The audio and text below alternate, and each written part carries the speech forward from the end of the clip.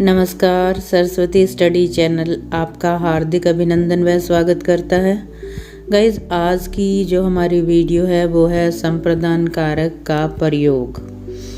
उदाहरणों के माध्यम से जानेंगे। संप्रदान कारक का चिन्ह जो होता है के लिए होता है और इसकी परिभाषा इस तरह से होगी कि काम जिसके लिए किया जाए उसे संप्रदान कारक कहा जाता है। इसमें चतुर्थी विभक्ति का प्रयोग होता है। जैसे फर्स्ट उदाहरण है, राजा ब्राह्मण को गाय देता है।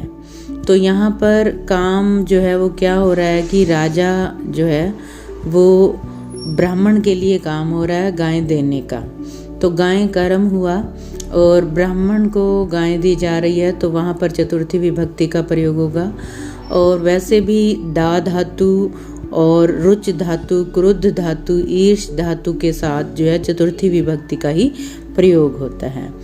तो अब देखो, राजा सब्जेक्ट है तो नरिपय यानी कि प्रथमा विभक्ति। ब्राह्मण को या के लिए तो ब्राह्मण आए गाय को देता है। गाय कर्म है तो गाम और देता है ददाती, यानी कि नृपय ब्राह्मणाय गाम ददाती। उसके बाद आता है राजा ब्राह्मण को धन देता है। अब यहाँ पर ब्राह्मण को धन देने का काम हो रहा है, तो काम जो है वो ब्राह्मण के लिए हो रहा है। तो यहाँ पर भी ब्राह्मण आए नृपय ब्राह्मणाय धनम ददाती। नेक्स्ट है, वह निर्धन को वस्त्र देता है। वह यहाँ पर पुल्लिंग का लिए है तो यहाँ पर से लगेगा और निर्धन के लिए काम हो रहा है तो निर्धन आए और वस्त्र को देने का काम हो रहा है। वस्त्रम कर्म हुआ द्वितीय विभक्ति और ददाती। उसके बाद चतुर्थी, अध्यापक छात्र को उपदेश देता है। यहाँ पर उपदेश देने का काम हो रहा है और छात्र के लिए काम हो रहा है तो छात्राए आ गया। अध्यापक है, यहाँ पर सब्जेक्ट अध्यापक है तो अध्यापक है छात्राए उपदिशति।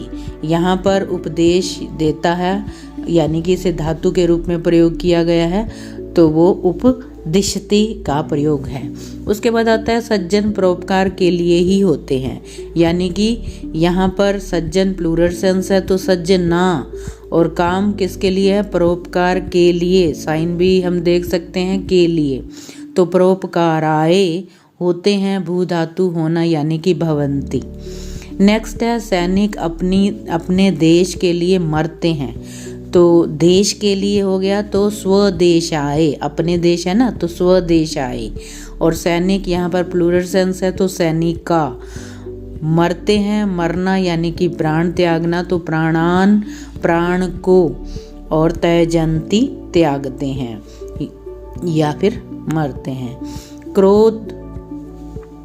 उसके बाद आता है गुरु शिष्य पर क्रोध करता है। अब गुरु जो है वो गुरु प्रथमा और क्रोध का काम हो रहा है और शिष्य पर, तो शिष्य आए क्रुद्ध यति। पहले भी बताया है कि क्रुद्ध धातु के योग में चतुर्थी विभक्ति का प्रयोग होता है, इसलिए शिष्य आए।